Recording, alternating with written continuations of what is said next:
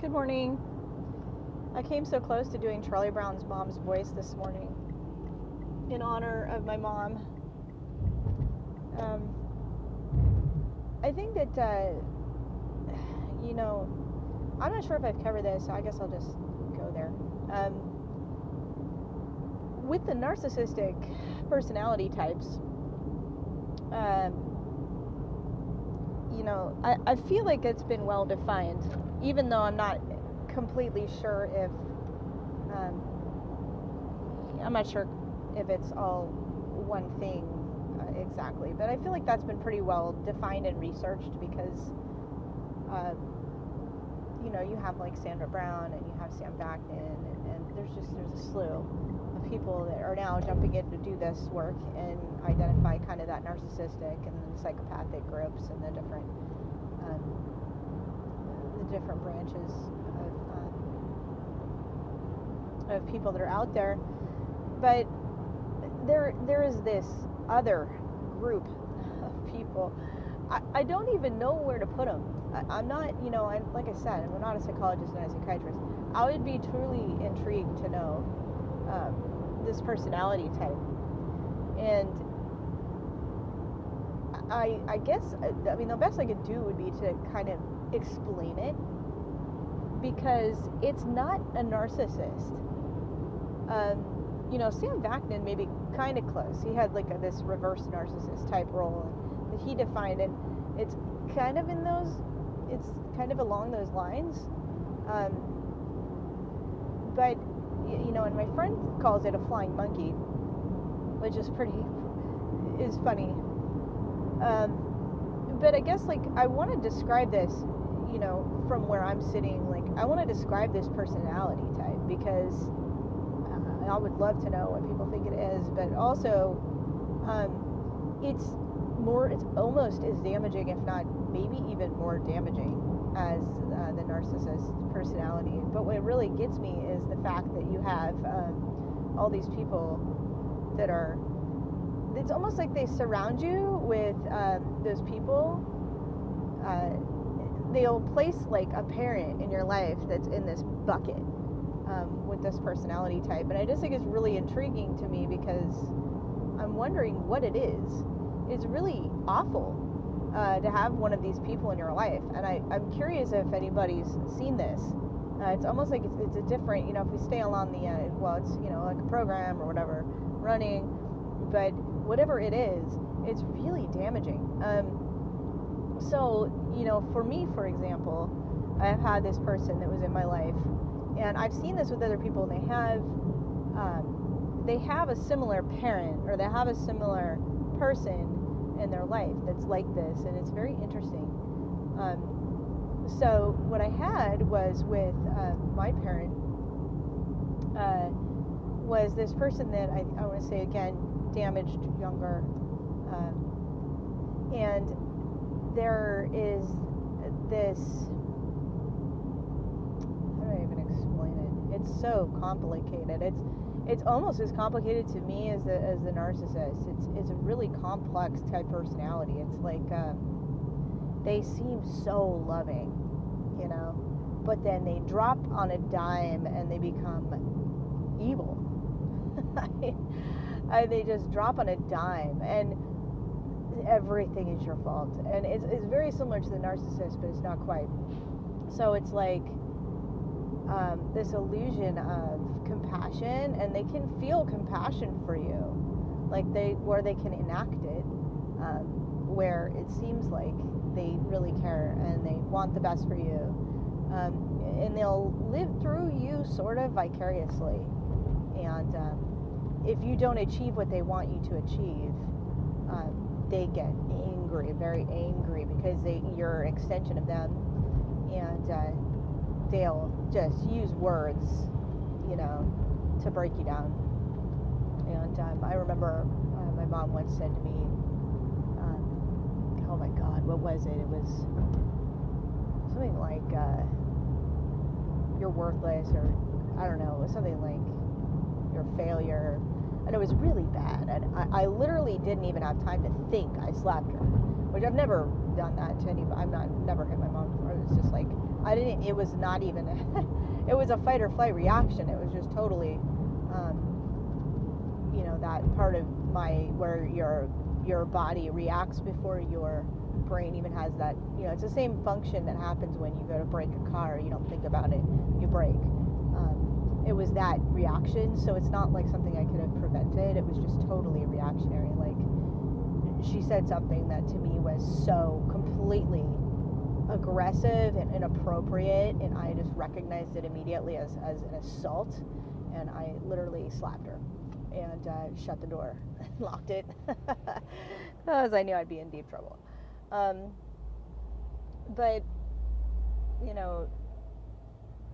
this kind of abuse where it's like you're in the hands of this parent that's supposed to love you, but really they're just using you.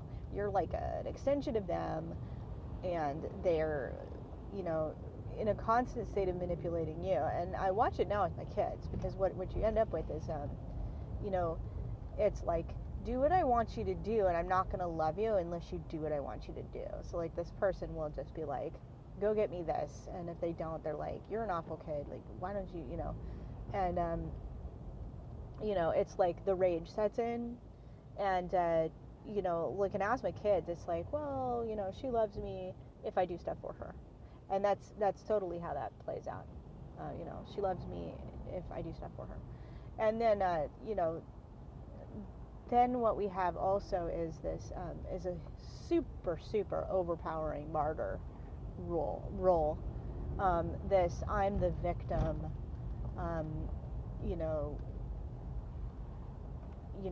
everyone treats me bad. And then I have spent so much time, I can't even imagine how much time I've sunk, how much money I've wasted trying to help her get healthy, and trying to help her be inspired to change her life or go do something. She literally does nothing. She literally has no friends. She won't get a hobby. She's literally just there to just suck off everyone and drains them down, but she's always conveniently there. So it's like, she's in a position where you need her. Like, I need somebody to help watch my kids, but it's a double-edged sword. It's like, she's there to watch. I need her to watch my kids. I mean, if on a financial spectrum, but she's also doing more harm. It's like, so it's like, I have the husband harm, ex-husband harm, and then I have the mom harm, the grandma harm. Awesome. So basically, on this personality type, I have this person that one of the things she would do is she would lose herself in public and humiliate the crap out of me. I mean, I don't know that it was specifically to humiliate me, but she would lose it. And so she would go from joking and jovial. So, I mean, literally in the course of just maybe 10 minutes, we could be at like a Walgreens, and she would be like, oh, nice and friendly and cool to somebody and really nice and laughing and joking and just totally friendly, and people are really warmed up to her and they're totally open and they're willing to talk to her. And then something doesn't go her way, and suddenly this person morphs into something else, and they just start being unbelievable to the people. I mean, just like, well, this is just unacceptable, and da da da da. It literally, it's like, wow, mask change. And not just that, not even just in conversation, but loud, really loud. I mean, she says all the time, well, I can't hear and I have hearing problems. Okay, maybe, but you can feel the rage build up inside of you. Obviously, you can feel that. So you're probably going to be raising your voice. I mean, people recoil when this happens. Like, they don't even know what to say. Sometimes they get angry back, but most people just are so shocked that this just happened, that they're just like, they have this stunned look, like deer in the headlights look. And every time I'm just like, oh my God, I just walked in here with the devil, and I just need to and I would leave. I remember one point where we were at, using the Walgreens example because it's the one that sits so well in my mind, is where we were there and everything was good. She was being super nice and everything was cool, and then she suddenly starts raging out over something, and I literally walked out of the store, and it wasn't that far from our house. It was maybe, I don't know, 7 blocks away or 8 blocks. I left and I walked home because I was just not going to have any of that. I just was you're crazy. And her friends, she couldn't keep friends because she would, she would be cool and then not cool. And the only people that she could have was her family. And my aunt jokingly used to say, you can always pick your friends, but you can't pick your family. And it drove my aunt berserk crazy because my aunt was she had lots of friends. She was pretty much even keeled most of the time. Don't get me wrong, she had temper. But it was that volcano build-up temper. So God help you if you actually somehow achieved that state of rage that she could, she would hold back for the longest time. But I still remember her. She literally, I pushed her too far one day, and she literally dragged me and a full bureau down the hallway. So I was grabbed onto this thing, and she was like, "You're going down," She dragged me down the hallway. She didn't kill me or didn't beat me or anything. She just was going to wash my mouth off, because I think I said something inappropriate. And she just dragged me and this whole bureau down the hallway. She was a fierce beast when she was mad, but not violent, just, this is going to happen. And I mean, afterwards, we both actually laughed because it was just so funny and it's one of those things where afterwards you laugh immediately afterwards because you just realize what just happened, and it's just funny. But anyway, so but she had lots of friends, my aunt, and she she wasn't perfect by a long shot, but she had lots of friends, and people trusted her, and people would confide in her, and all my friends really liked her. Initially, all of my friends really liked my mom, and then she would rage out, and they're like, "What just happened? What just came over her? What happened? Is that normal? Does that happen all the time?" It's yes, this happens all the time. And after that, they were all like, she's crazy. And she always made it a point to, she would always get herself somehow into situations with me where it's she was living through me, and she would get into all my relationships. It seems she ended up living with me at some point, or but it was always through these sequences of events. Oh, I injured myself, or oh, I am sick, or oh, can you take me here or there? And so my aunt used to say she's like my sister, not my mom, and she was having a crazy sister because you just never knew. I mean, it was this volatile chemical. You're walking around with it this shit could explode at any time. I have no idea what's gonna happen. It's like walking on eggshells, which I can liken that to the narcissist, because with them it's very similar. You're never sure what's going to set them off, and it's such an unnerving scenario. You've absolutely no idea what's going to trigger them. And now it's she's not quite, I mean, she still goes off on these little rage trips, but most of the time it's the poor me, I'm the victim, and then they have this incredible knack for passive aggressive. Doesn't cut it. The words passive aggressive doesn't define it enough. It's their weapon. It's passive aggressive times a billion. It's so unbelievable. The way that they use their body language, the way that they'll speak under their breath as they walk by, these little nasty comments, and they give you this look, and then it's this victimhood and this constant self-destruction, which is interesting, self-destruction of the anatomy. And she's not the only one. It's not she's this unique wreck. I mean, there's a person I have at work that's very similar, where it's there seems to be no real desire to get better. there's no real desire to change. It's like I started off by saying, look, you can actually improve your life and like change your perspective. It's like get in charge of the thoughts that are going through your mind. It's like to turn them off. It's like go to therapy. But like the narcissist, there's no desire to go to therapy.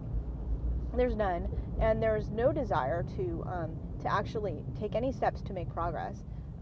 It is similar to them in the sense that they seem like a child forever, and it's almost like they don't.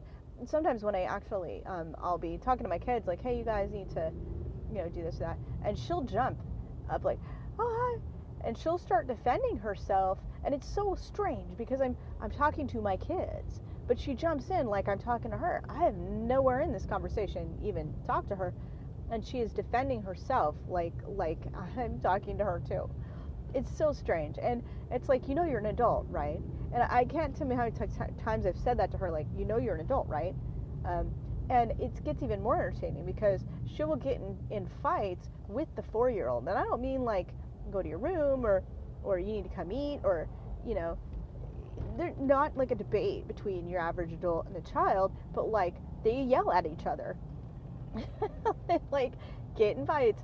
And it's like, and I told you, and the 4-year-old's like, Mom, Grandma, I told you this, and she's like, I don't care. They literally get in fights. Like my 6-year-old and my 4-year-old are better at communicating, and it's so bizarre, And the kids run circles around her because it's like, I want this, okay, and then she jumps up and she runs and gets it, and then they'll leave it on the table and they won't eat it, and then they'll just disappear to their rooms, and she has no capacity whatsoever to actually manage the situation. And then an hour later they'll come out and be like, I'm hungry, and she'll be like, and then she has the meltdown, right? Because she's like, oh, I'm dying, I'm sick, I can't, my feet hurt, whatever the one of the 60 different things wrong with her anatomy at this point, because she lives on popcorn. Whatever the million reason is for the day, pick your card. I don't want to get back up. And then so she has her meltdown that the kid is a terrible child because they didn't eat the food and whatever. I'm constantly saying, you can't talk to these kids like this. This is not acceptable. You need to get it together, and you're abusive. And then of course I'm abusive because I'm standing up for the kids. She's like, you're terrible to me. You're terrible. It's like, no, I'm standing up for these kids, and this is just not acceptable. It's not going to happen. Your behavior is totally unacceptable. And now I'm like, holy crap. My aunt told me that my grandma begged her to stay in my life to make sure that I'd be okay because she knew my mom was so unstable. And my aunt did that. She literally lived with my mom. She went through that torture on my behalf to make sure that I'd be okay. And granted, she had lots of stuff going on. I mean, her health wasn't great either. And she had a hell of a time as far as work went. So, those two ended up they needed each other again in that situation where they needed one another. And my aunt was in this situation of suffering because she needed her. That was how it played out. And it was weird, like how that played out, because every time she had a chance to get out of that situation, something always happened to put her back in that situation. Something always happened. A lot of the times it was like she would get an injury. She had one person walk into her with a ladder and bust her knee. And then, of course, the lawyers went out of their way to screw that case up. And then, she couldn't get any money for it, which is just so weird. So I'm kind of bouncing a little bit, but I mean, I guess the point is that, I realized that if she hadn't been there, because she was always there and my mom was always at home. It's like they never really worked much. My mom would always have some injury and ended up getting money from a court case for the next injury. And she was always at home, always in bed, always watching TV. And that's what she did. That was her life.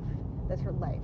She has no friends. She doesn't have any hobbies. She literally has nowhere to go. She doesn't do anything. Her big excitement is shopping, so she'll just shop and shop. I always thought it was to fill the gap for love, but really it's just to keep that destitution going, and so that she needs me. And she always overshoots, and then she ends up in a bad situation where she needs me, and then I'll be put in situations where I unfortunately need her too. So once again, it's that exact same, it's like a rinse and repeat. There you have my aunt again, and where I'm locked in with this person. It's like how it's played out. I'm locked in with this person, and I'm stuck, needing to have this person around, and so continuing this suffering that goes on with this individual in my life. So, you know, she can pretend to be loving, but it's interesting because it's similar to talking to a narcissist. When you talk to them, they literally just tune you out. They're really not even listening to you. You know, every time it's like I'll engage her. Like I've tried engaging her in you know, I've tried doing Reiki. Literally, there's no amount of energy you can pour into this thing. It's like an empty void. You just pour all your energy in, and it's like it lasts for a day, and then, or maybe a few days, and then it goes right back to miserable again. And you know, part of it is just this mental state of constant negativity, constant. It's like, and they have word vomit. I call it word vomit. It's like they'll walk through the hallway, and it's like, oh, I'm dying. Oh, I'm miserable. Oh, you know, it's like they verbalize everything they think. So it's not like, and you can't even get away from it because you live there, and all you can do is listen to them spew word vomit the whole time. It's like, wow, I successfully turned off my own inner thoughts, but now I have to listen to hers. And it's you know, again, it's like another thing they do, and it doesn't stop. You know, when they leave the house, it keeps going. You know, and they feed off of all the energy that people throw at them. Oh, I'm so sorry you're not feeling well. The amount of doctors they see is outstanding. You know, it's like they have to have the doctor to care for them. Like the doctor needs to be there to be affectionate. You know, so they're buying somebody's sympathy. And so just go to the doctor and go to the doctor and go to the doctor and go to the doctor. And they get lots and lots of pills. You know, she had a box at one point. I mean, I think she's like way down from that because I told her she had to be with the kids. But, you know, and there's always some drama. Like, you know, she'll lock her keys in the car. Not once, but like 20 times, you know. And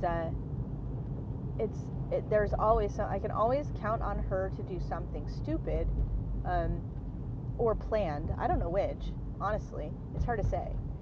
You know, and I've tried. It's like, let's sit down. It's like, now that means like she won't see the therapist. I'm like, work with me. You know, let's sit down. Let's go through some of this stuff that you've been through, some of these traumas. Let's clear it out. Let's get rid of it. We'll use these techniques and see where we're at. No go. You know, it's like pulling teeth to get her to sit down. It's like she has to do it to keep up the illusion that she's trying to get better. But we all know she's not trying to get better. She has no interest in getting better. She has no ability to change. She has no ability to grow. She has no ability to adapt. She has no ability to, like, almost no ability to learn. And, you know, we all used to say is like, she's intelligent, but she's not wise. She has zero street smarts whatsoever. It's just so weird. You know, it's not a narcissist, but it follows the line of it so much.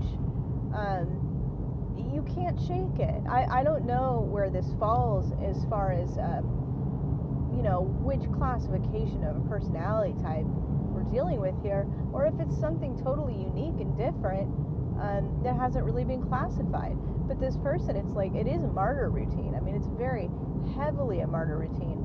It's like you have, you know, the person is, you know, it's like, poor me, please save me, victim, you know, I need someone to rescue me, I need someone to help me. There's no capacity for them to help themselves in any way, shape, or form. And now her body is falling apart because she also has zero capacity to eat healthy, no desire to take care of her body. Is I actually I spent a lot of money trying to find different things for her to try because obviously the medications don't work, and I don't even know what the heck good they are because they've done nothing, and all they seem to do is regulate the pain, but not even that, because, you know, she's all she ever does is say how she's in pain, which I'm sure that does nothing but create more pain because, you know, if the pain even exists, honestly, I don't even know. It's so bizarre, you know, but they function in this role of servitude. They function in this role of, I'm there for you, I'm always there for you, like you owe them, which is very similar also to the narcissist, because with the narcissist, they always want you to owe them. They love it. They love it when you're in debt to them. It's entertainment. They have something to hold over your head. They have something to use against you, and you know, it's like clockwork. And the last thing you ever want to do is owe somebody like that. In fact, when I was dealing with my whatever ex-husband, he would do the same thing. It's like he would do one thing for you, and then you owe him. And oh man, and you owe him. Good luck. You know, you are going to hear about that till kingdom come. And my mom, she worked a couple jobs. I'm not even sure for how long that was. I would love to know for how long that actually was, because she made it sound like it was forever. I bet you it really only lasted maybe 6 months, tops a year. I don't know how long she pulled off of several jobs to be able to keep me in a really good school, and she did that, right? So they do these things where you're like grateful, you know, and they want you to be grateful and owe them. And they do them. You know, they do bend over backwards for you. They're in a servitude mode, but also a martyr role. And so you really do have this gratitude for what they've done for you. But at what cost? You know, because that was used against me. Like, constantly, I work 3 jobs for you. I try to put you in the best school ever. You don't appreciate me. You treat me bad. You blah, blah, blah, blah, blah, blah, blah. Keep it going, keep it going, keep it going. Yeah. So it's literally, I mean, it's torture, you know, and this person doesn't have any ability to define themselves. When I ask, like, what are you? What are you about? Who are you? You know, what kind of things motivate you? What kinds of things do you like to do? What kind of things, like, bring you joy? Cannot answer. Cannot answer me. I've tried, you know. I mean, the best thing I could do is maybe to get out, like, what foods she likes, you know. Maybe I like to see movies. It's like, well, all you do is sit in front of the television. We're pretty clear on that one. You know, and there's a knack for retaining information, which is shocking kind of at her age, because I don't know, like, maybe they were like 60, 68 or 60 something, I don't know.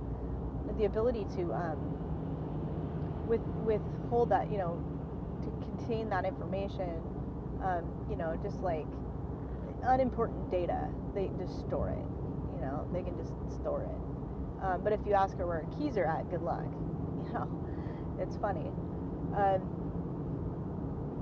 But I mean, I've tried so hard. It's like I almost feel like I spent a good chunk of my life trying to help her.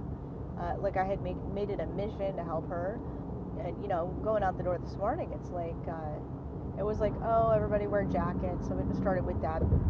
Everybody should, you know, wear jackets. It's going to be raining out. I was up till 1:30 in the morning. I couldn't sleep again. I guarantee you, I've heard this every single morning. I think since she moved back in. And so it never ends. So I just was like, I don't want to hear your word vomit anymore. I don't care. It's like, you don't take any steps to make your life better. You know, I told her, it's like, go down and get real milk, like natural milk from the store. It's $13. You know, it's expensive.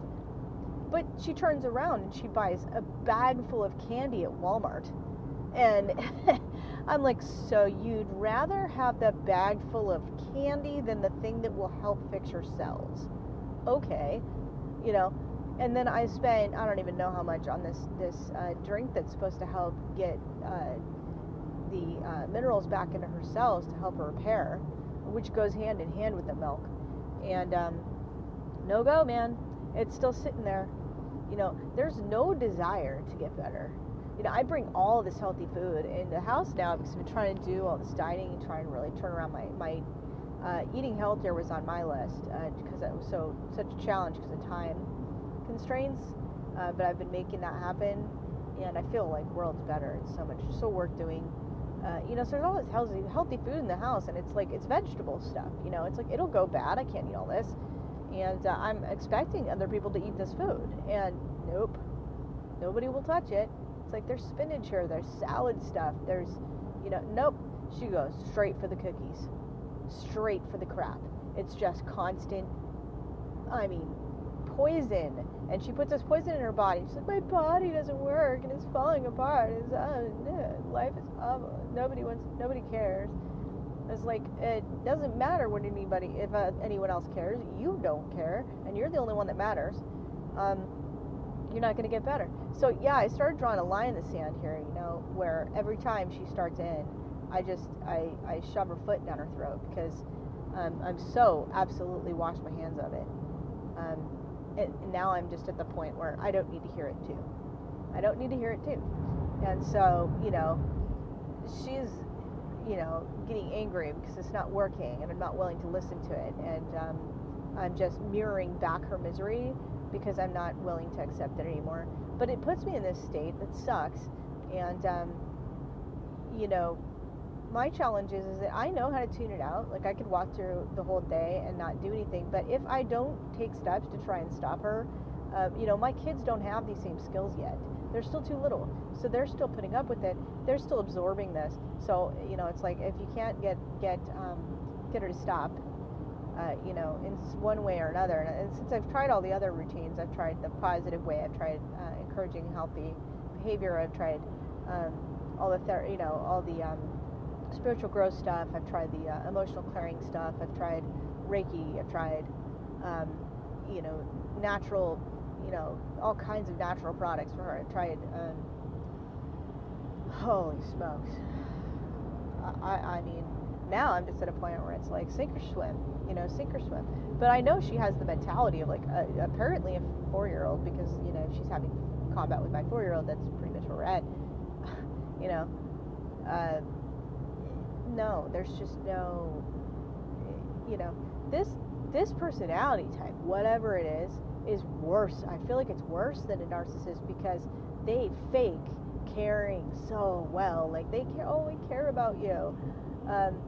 But it's interesting because they do this sparring with the narcissists too, where they go back and they hate each other. But I think I don't know. I think it's probably just contrived. This bitterness between the two. Like, she and my ex get into it, and she does the under the breath talking and the bad mouthing, and then she uses his kids against him a lot. To filter stuff to them so that it'll get to him. It's this passive aggressive, like I said, times a million. And she does that to trigger him. And of course, I'm caught in the middle, so they succeed sometimes at getting me going, because all that stuff has to pass through me, which keeps me in a crappy state. And so, so I'm in a situation because of the children. It's like, either I fight to put an end to it, or I just go into that mode where I'm untouchable, and I can drop into that, or I can fight for them. Like this last week or two, I've been fighting for them, and it's like, she doesn't like it. And then, we'll have a discussion, and we'll try and, we'll end up, where I'll have this long discussion with the kids and be like, here's what we need to do. And, where I'm having to tell the 4-year-old, you are going to have to be the adult here. I'm literally having this conversation, I'm not kidding you, where I'm saying to the 4-year-old, you're a big girl now, you turn 4. You need to be the adult in this conversation with grandma. You need to tell grandma, please stop yelling, and I will stop yelling. So that she can try and, because she's a super smart kid, incredibly smart kid. She's like a combination of my son, who's super smart, my daughter's super athletic, and she's like right in the middle of the two of these. Just so bright. And so I'm counting on that, thank goodness, and saying to her, hey kiddo, I hate to say this, but you're going to have to be the adult here, and you're going to have to tell grandma, you're going to have to intervene. You're going to have to intercede and say, this, needs to stop. And, I've told my son this, my daughter this. It's like, you guys are going to have to be the ones to be the bigger person here and say that this is not okay behavior. to your grandma, you know, that's nuts. This is the personality type, you know. And because of financial constraints, which is how the system's laid out, you can't, you know, make any headway. You can't succeed to, you know, get them out of the situation, really. You know, if you have 3 kids, what's daycare, like $1,800 a month? I might as well just not work, right? So, but she needs me and I need her, and that's the layout, and that's how it's going to be. And I don't know how long this torture will continue, but, you know, I'm pretty sure that once she's gone, you know, the system will put someone else in play that'll be along the same lines. You know, I worry sometimes that she's actually converting at least one of my kids right now, because she's attached herself to one of them deeply, and that kid is already showing traits like her, because she's, of course, learning by example, you know, to be this way. And, you know, whatever this personality is, you know, if it's the flying monkey that, you know, my friend describes it as, you know, he has a different definition of a covert narcissist, and I think this is, like, kind of what he defines a covert narcissist as. And it's the person that, like, you don't know that they are, you know, so similar. They're just along the exact same lines. And you don't realize that that's, that you're in that, you're basically, you have a different form of this, whatever this is. You have a different form of yet another thing that's near you, or, you know, it's like another sentinel that's there. And it's in this format of the goodly, supportive person that's there to save the day for you. And, you know, and I can count on her to do anything I need. It's like I say this, she goes. She's like a robot in some ways. It's like it doesn't matter. She doesn't want to do it. She doesn't care. She gets up, she goes and does it. It's part of her program, is that she's a servant, and she has a servant function and a martyr function that goes with the servant function. So everything that, so if she jumps up and does what I need, she can be guaranteed to be able to use that against me and throw that down every time when she wants to spew how hard her life is, walking up and down the hallway and telling me her misery while she continues to do nothing to improve or get better. So I don't know what category this would fall under. It's the darndest thing. I really thought about reaching out to that Sandra Brown group and defining and describing this personality type, because I would love to know what the heck it is, you know, but it's so intense, and this person lives through you. They've become this extension of you. And so, you know, for me, it's like if I didn't have, she was like in school for whatever small window of time she was in school, you know, she was this A+ student. She, like, everything had to be perfect. She was this perfectionist. And so if it wasn't perfect at my end, you know, I wasn't keep upholding my job of properly allowing her to live vicariously through me. I wasn't meeting the demands that she would have held herself to. And so I was a failure, or I wasn't, you know, or I was letting her down, or God knows what. I mean, this is a, you know, still a hot topic for me. And, you know, because it's been a lifelong thing, I will really have to dig in harder, deeper, longer, whatever it takes to figure out what it is that she's got that I need to clear or program to try and prevent her from being able to get to me. But it is so intense. It's so much more, you know, because they are that person that you can rely on, because they're placed so carefully into a position where you need to have them. You feel very trapped by them. It's just like in the narcissistic scenario. You feel very trapped by them in that same way, where you don't know how you're supposed to get out of that. You just can't. And so it's so well done. I mean, I clap my hands for this layout, because I mean, it takes a truly devious mind to lay out this kind of a system where you are literally, you're the net in the middle of a tennis court, And you watch this go on between the narcissist and this whatever this thing is, a wraith. You know, I mean, and you are helpless to really stop. You can't really prevent it. The only thing you can do is try to, insulate yourself from it. And like I said, I'd have the capacity now to turn the vast majority of this off.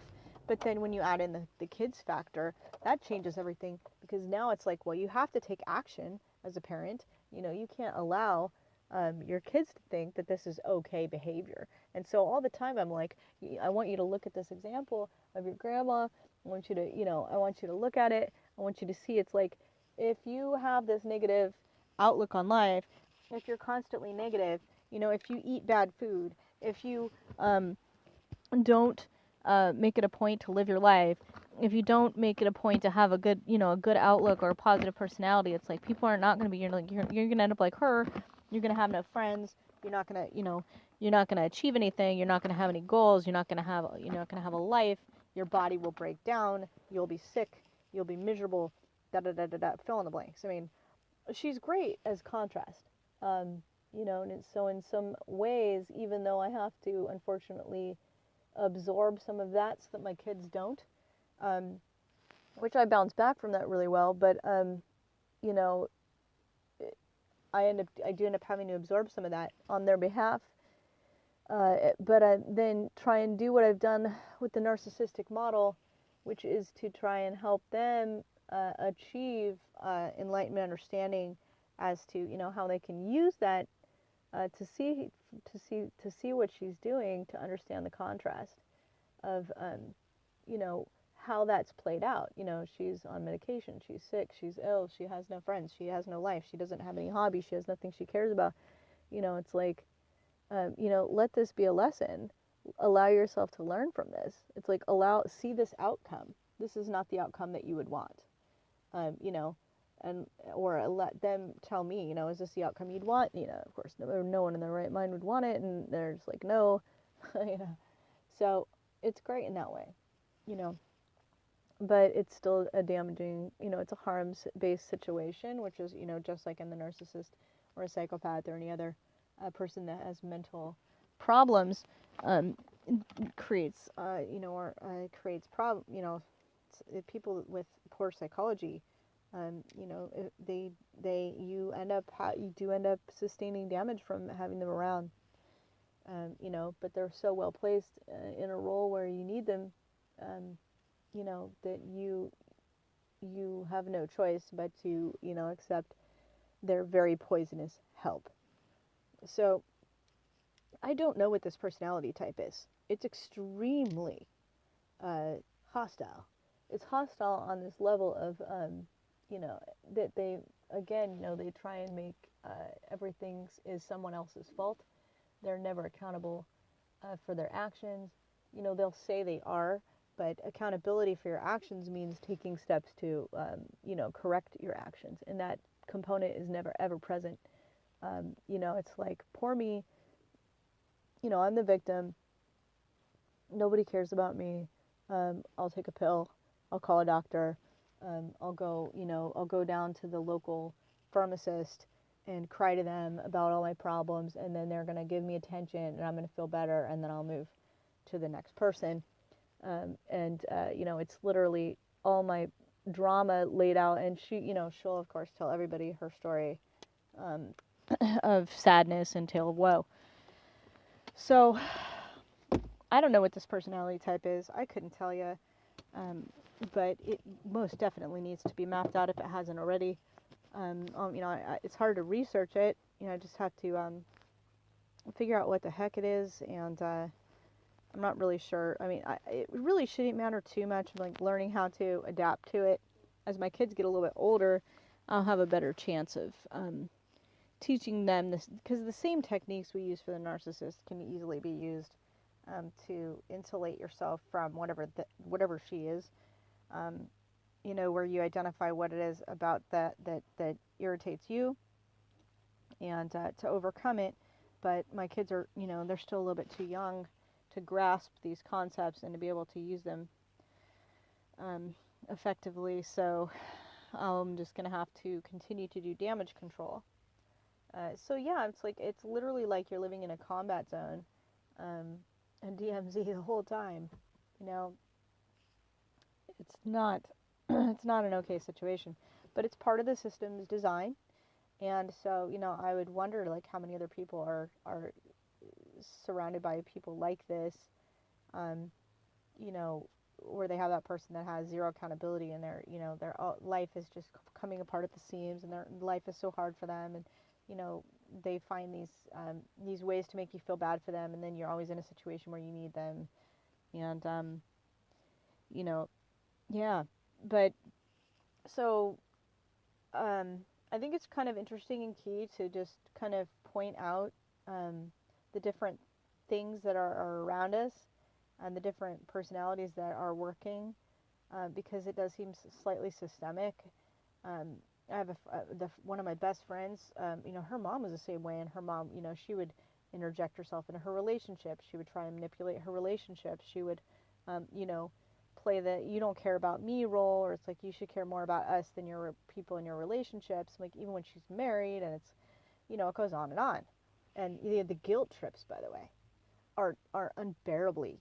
I mean, they're through the roof. There's no end. They're limitless. The guilt trips are one of their number one um, means of control. And when you're little and you define yourself largely by your parents, um, being told that you've let them down, and that's crushing, but when you've let them down because you didn't go get them something from the kitchen, and it becomes a huge ordeal, and you're just like, what's going on? Logic dictates that this seems wrong, but you can't, but they're your parent, that's how and you start defining life that way. But, so if it wasn't for my aunt, boy, I don't know, she was like, she was that stability of character, imperfect, that's fine. But, she didn't have these crazy, and I couldn't understand because she would just rip into my mom. And I used to think she was really mean. My mom, of course, would make sure to tell me, "Oh, she's so mean to me, and she's so unfair." But I've become like her in the sense that you, at some point, when with these creatures, you start fighting back. You start standing up, and you start crushing them back. And you're like, no. And then they want that, right? Because they're like, it plays back into their martyr cycle. Oh, so everyone is so mean to me. And so it's like they're trying to push you into that, where you do that. And I think that that's part of what they're trying to achieve, is to make you hate yourself, to make you not like yourself because you treat them badly. So it's almost like that's their role. So instead of where you have the narcissist that, will just crush you, you have this person that uses you to crush yourself. Uh, you know, so yeah, the guilt trips are amazing. And then when you do stand up for yourself, of course, you're like, wow, I'm treating this other person badly. But I think it's kind of empowering to say to yourself, they're like a machine too. And, it is fire with fire. It's like if this person's going to walk down the hallway, talking shit under their breath, saying all this crappy stuff to you, and then you stand up and you stand up for yourself and say, I never said that, or I never did that, or I don't understand why you're saying this stuff. And they're like, what did I do? What did I say? I didn't say anything. I was just talking to myself. It's like, you were talking to yourself loudly enough for me to hear you 3 rooms away. Trust me, I heard you. You know, and of course they use that on the narcissists, and the narcissists, who are so full of themselves, you say anything negative to them about themselves, and of course they lose it. So this, this triggering, this back and forth, this tennis match, where on the net, these things aren't lost on me. I see them for what they are. I realize what they are. And but it's, as my friend said, you don't just have one of these things near you, you have 2. Good luck with that. That's like a terrible situation. It's like if you have just, kind of one at a time, you can deal with that. But when you have to constantly deal with 2 at a time, you better up your game. Like you better master the art of becoming armored, because you really, it's super complicated, because they're not the same personality type. If it was the same personality type, you might have a good chance. but because there are two opposing personality types made up of the same fabric, you know, that play off of one another, you know, you can't apply, it's like one's hot, one's cold. So you can't, you know, put on your shield of fire for all the cold that hits you when you have another person that uses fire.